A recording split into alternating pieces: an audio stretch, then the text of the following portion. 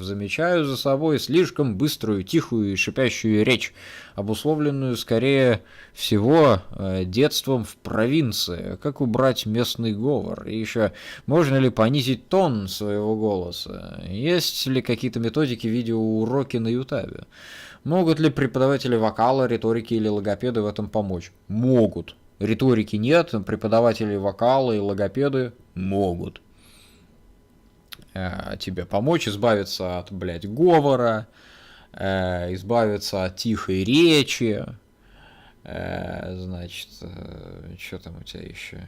Тон понизить, это все они могут. Да, это можно все сделать.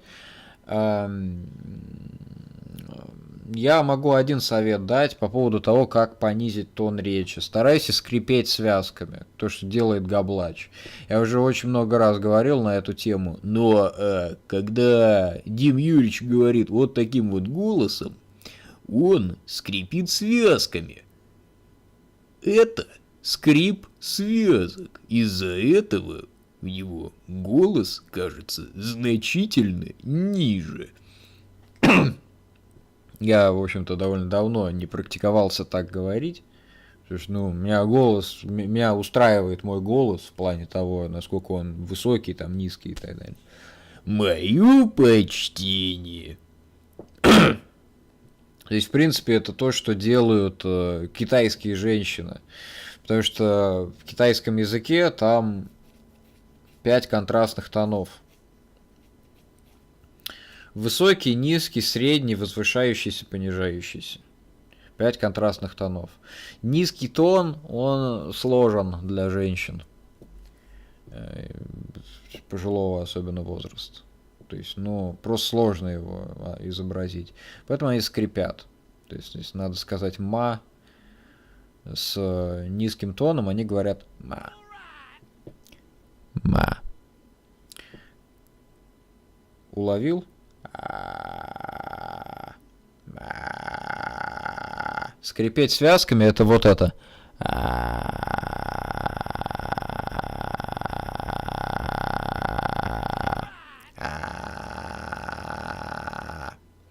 Если у тебя получится инкорпорировать это в свой голос, то ты можешь стать значительно, ты можешь сделать его значительно ниже. Это читинг, потому что у тебя не раскрываются связки, у тебя голос становится низким не за счет того, что у тебя раскрытые связки, легкие, огромные, а твой голос, он просто ниже за счет того, что ты скрипишь этими самыми связками.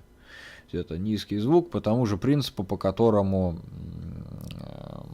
цикады, когда трещат, издают низкочастотный звук. Они скрипят какой-то хуйней, я не помню, как цикады звук именно издают. Там, по-моему, они над крыльниками скрипят об жопу себе или что-то в этом роде делают. Не цикала, а цикады. Важно не путать. Мое почтение.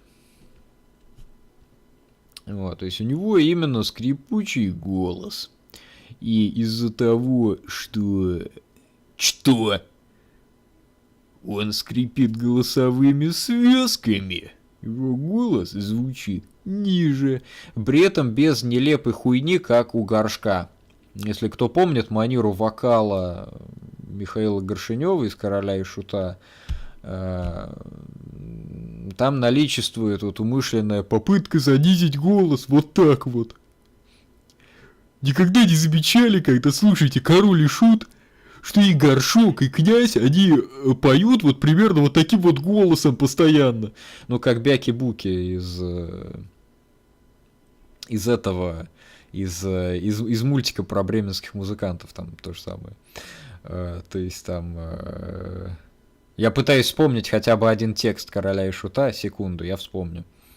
Помнят с горечью древляне, хоть прошло немало лет. Вот это звучит очень нелепо.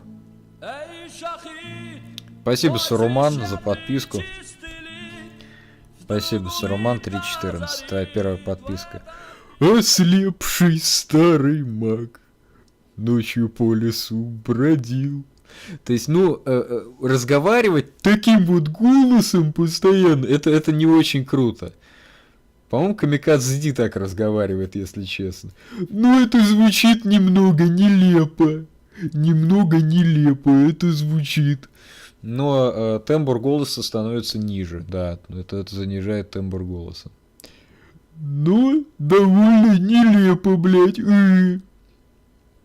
Значит, Савушкина 33, блядь, лахта нахуй.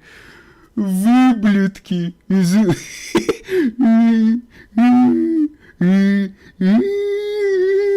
Я как внук Елькина буду изображать, да, то есть...